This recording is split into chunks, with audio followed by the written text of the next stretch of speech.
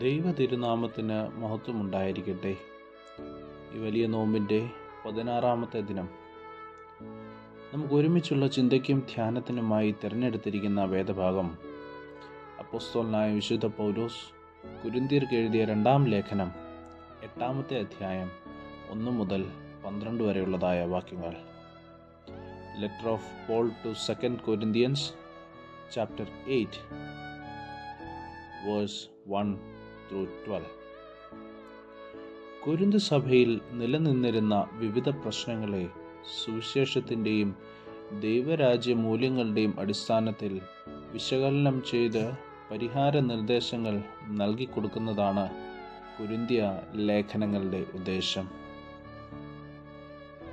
ക്രിസ്തീയ ദാനത്തിൻ്റെ അടിസ്ഥാനവും ഭാഗ്യവും വേദഭാഗം ശക്തീകരിച്ച് പറയുന്നു.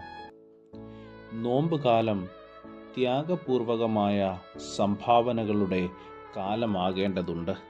സകല ക്രിസ്തീയ ദാനത്തിൻ്റെയും അടിസ്ഥാനം യേശു ക്രിസ്തു മനുഷ്യവർഗത്തിനു വേണ്ടി നൽകിക്കൊടുത്ത ആത്മദാനമാണ്.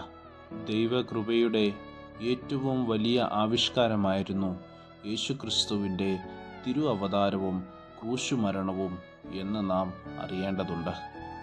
ലോകത്തിൻ്റെ ക്രമത്തിൽ നിന്നും വ്യത്യസ്തമായ ഒരു ക്രമവും ജീവിത ദർശനവുമാണ് ഇത്. ആർജനത്തിൻ്റെയും സ്വകാര്യ ലാഭത്തിൻ്റെയും കാഴ്ചപ്പാടിലുള്ള സമ്പന്നതയല്ല, ലോകത്തെ ധന്യമാക്കുന്നതിനുള്ള സമ്പന്നതയാണ്. ദൈവരാജ്യത്തിൻ്റെ പ്രതീകങ്ങളായവയെ പരിപോഷിപ്പിക്കുന്നതിനുള്ള ദാനങ്ങളാണ് അവ.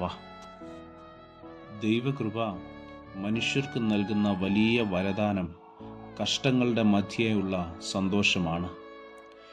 കഷ്ടതയിലും പാടുവാനും നഷ്ടങ്ങളിൽ ഉല്ലാസിക്കുവാനും കഴിയണമെങ്കിൽ അതിൽ ഉപരിയായ നേട്ടത്തെ അനുഭവത്തിലാക്കേണ്ടതുണ്ട്.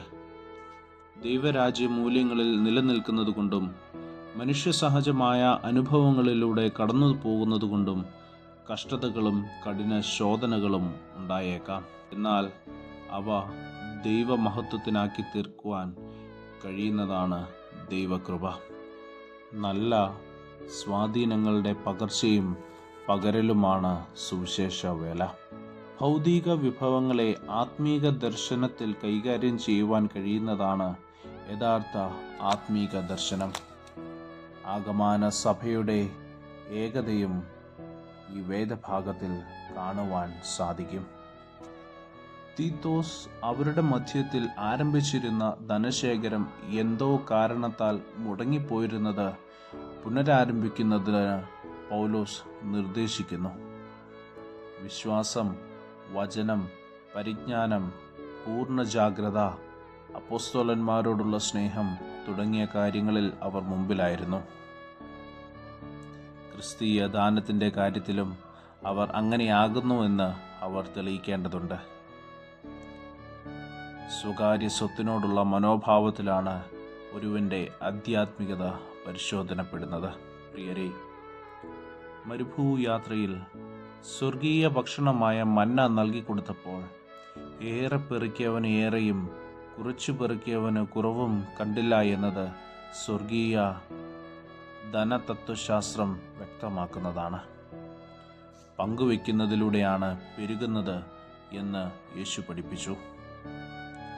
മുമ്പേ തന്നെ കർത്താവിനും പിന്നെ ദൈവഹിതപ്രകാരം ദൈവിക രാജ്യത്തിൻ്റെ ശുശ്രൂഷകന്മാർക്കും സമർപ്പിതമാകുന്ന ഹൃദയങ്ങൾക്ക് മാത്രമാണ് ഈ നൽകലിൻ്റെ ദൈവകൃപ അനുഭവിക്കുവാൻ കഴിയുന്നത്.